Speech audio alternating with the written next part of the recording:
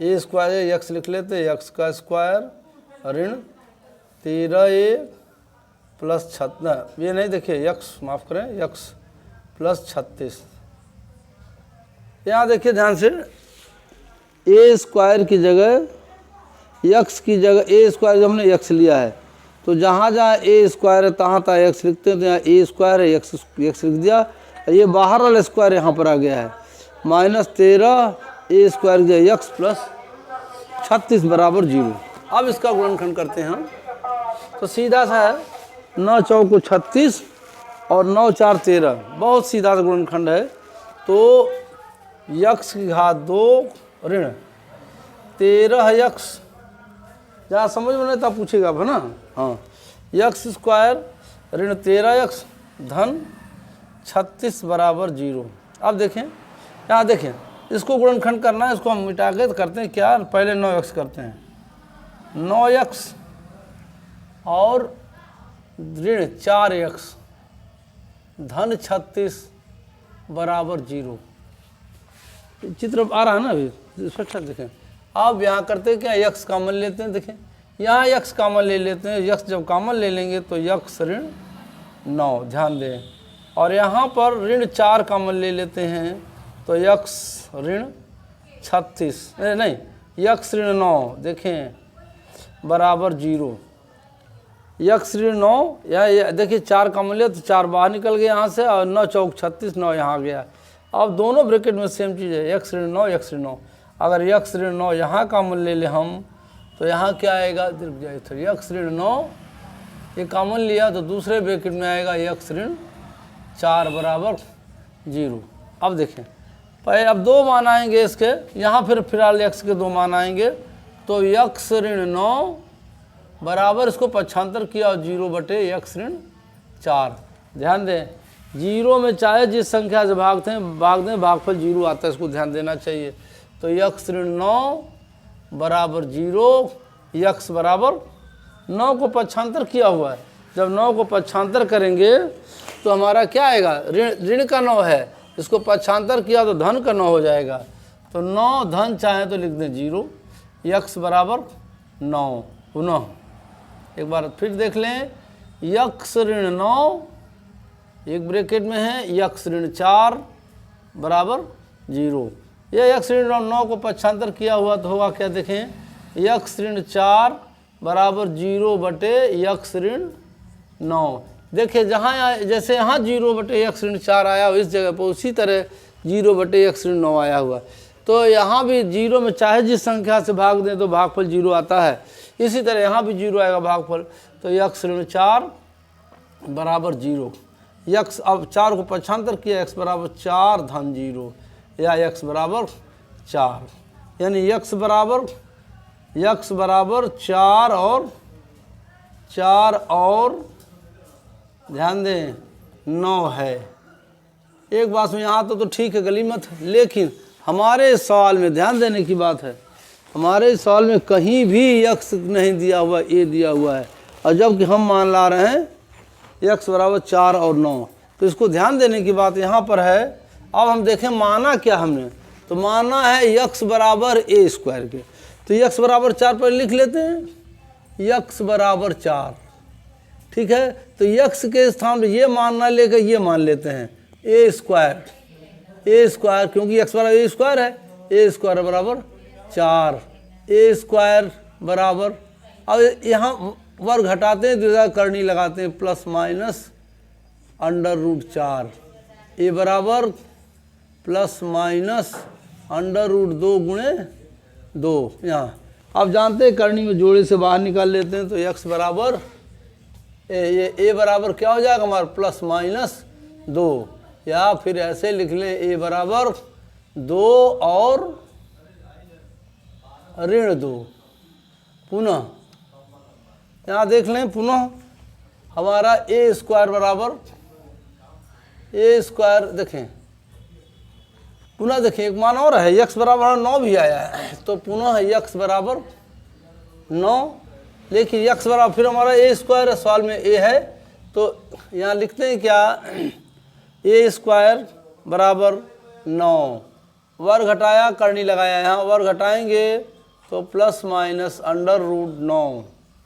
देखिए a बराबर plus minus under root, देखें 3 गुणे 3, 3 त्रिक 9 जानते हैं। फिर हमें बताया था, यहाँ बताया था, फिर बता रहा हूँ कि करनी में जो जोड़ा होता बाहर निकल जाता है, एक निकलेगा बाहर तो a बराबर 1 अंक निकलेगा, तो a बराबर प्लस माइनस 3, यानी a बराबर 3 और ऋण 3, अर्थात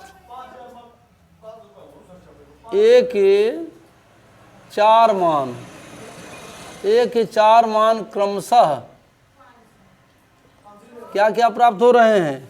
a के 4 मान क्रमशः 2, 2, ऋण 2, 3 तथा ऋण 3 प्राप्त होते हैं। अब देखें, उत्तर की जांच भी कर लेनी चाहिए, क्या ये उत्तर सही है, इनको देख भी लेना चाहिए जो हमने बताया है, ऐसा तो नहीं कहीं गलत हो। तो आइए उत्तर की जांच करते हैं। तो चारों मान क्रम से रखेंगे तो दोनों पक्ष, दूसरे पक्ष में 0 आना चाहिए, क्या बात है?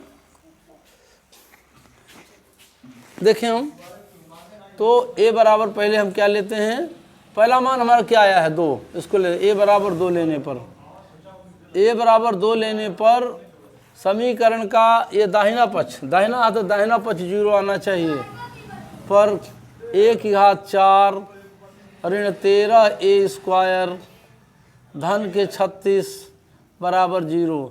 1 घात 4 यानी 2 की घात 4, ध्यान दें, ऋण 13 गुणे 2 की घात 2 धन 36 बराबर 0।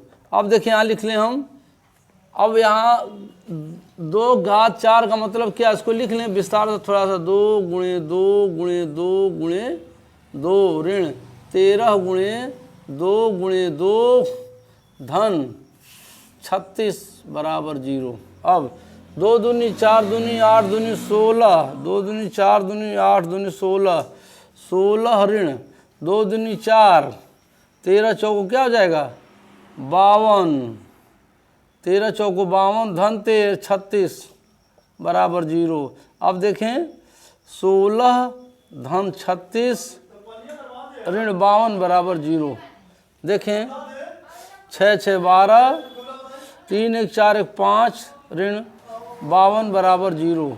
हो सकता है डिस्टर्बेंस हो रहा है, लोग बात करें उधर, तो ध्यान दीजिए, उसको ध्यान मत दीजिए। आप लोग देखें तो 52 में से 52 गया 0 बराबर 0।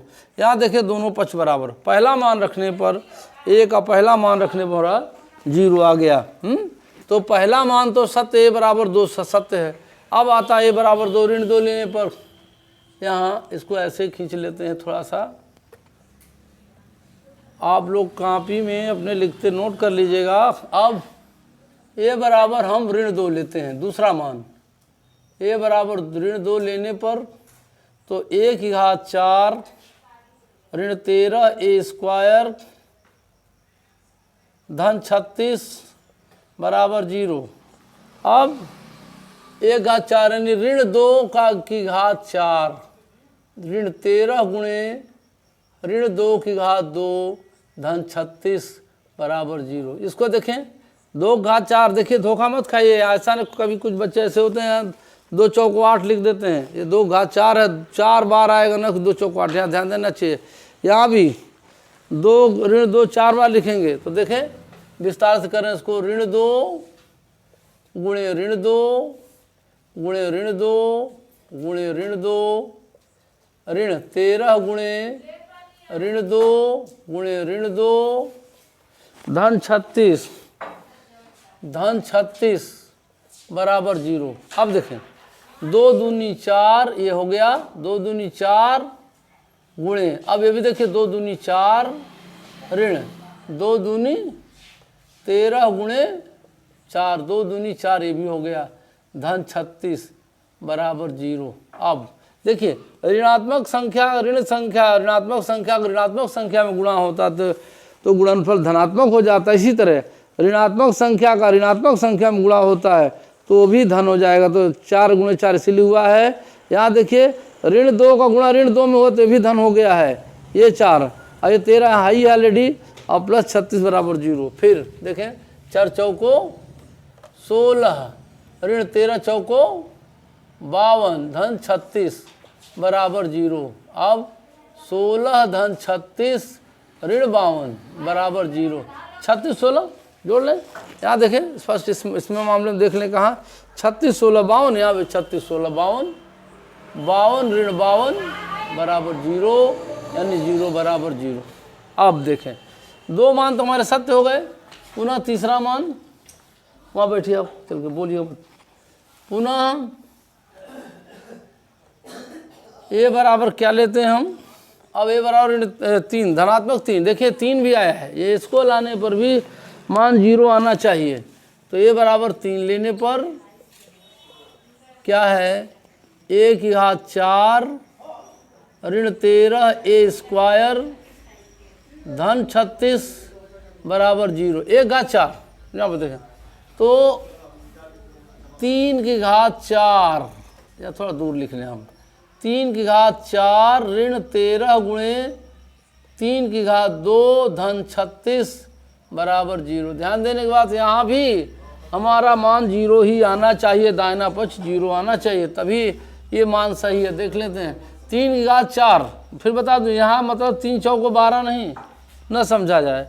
यहाँ देखो इसको 4 बार लिखेंगे, 3 गुणे 3 गुणे 3 गुणे 3 ऋण 13 गुणे 3 गुणे 3 धन 36 बराबर 0। अब 3 त्रिक 9 3 27 3 81, ये 81 हो, वैसे भी ना हो ऐसे लिख लें 9 गुणे 9, 2 बार लिख लेते हैं, यही ऋण 3 त्रिक 9 13 गुणे 9 धन 36 बराबर 0।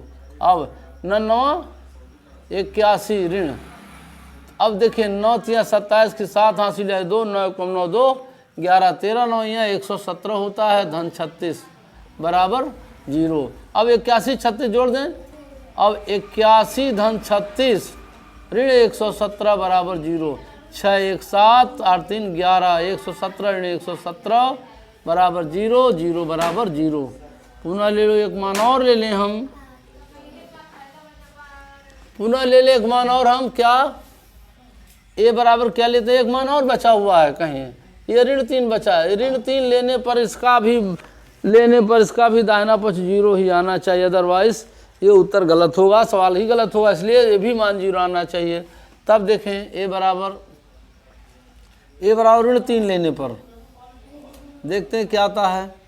तो ए की घात 4 ऋण 13 ए स्क्वायर धन 36 बराबर 0। 1 घात 4 ऋण 3 की घात 4 ऋण 13 गुणे ऋण 3 की घात 2 धन 36 बराबर 0। इसको भी 4 बार लिख लेते हैं, ऋण 3 गुणे ऋण 3 गुणे ऋण 3, अच्छा गुणे ऋण 13 गुणे ऋण 3 गुणे ऋण 3, अच्छा धन 36 बराबर 0। इसको हल करने पर 0 आ जाना चाहिए। तो 3 त्रिके 9, देखिए 9 आगे यहाँ पर धनात्मक ऋण संख्या का ऋणात्मक, 2 ऋणात्मक संख्याओं का गुणनफल होता है तो गुणा किया जाता है तो गुणनफल धनात्मक आता है। इसी तरह यहाँ भी 2 ऋणात्मक संख्याओं का गुणा किया जाएगा तो यहाँ भी धनात्मक होगा।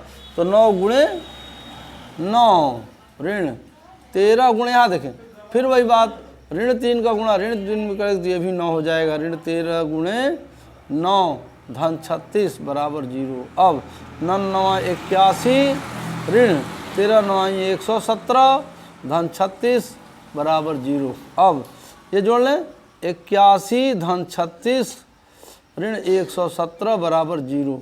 ये देखिए जोड़ दे तो 117 ऋण 117 बराबर 0, अर्थात यहाँ लिखें, इसको थोड़ा उधर लिख देते हैं ज़्यादा अच्छा रहेगा। ये देखें 117 हो जाएगा, अच्छा 1 7 और 8 3 11 117 ऋण 117 बराबर 0, अर्थात 0 बराबर 0, यानी कि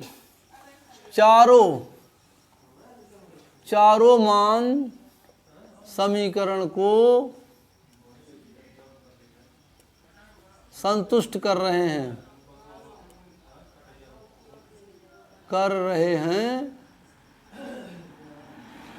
अतः ये चारों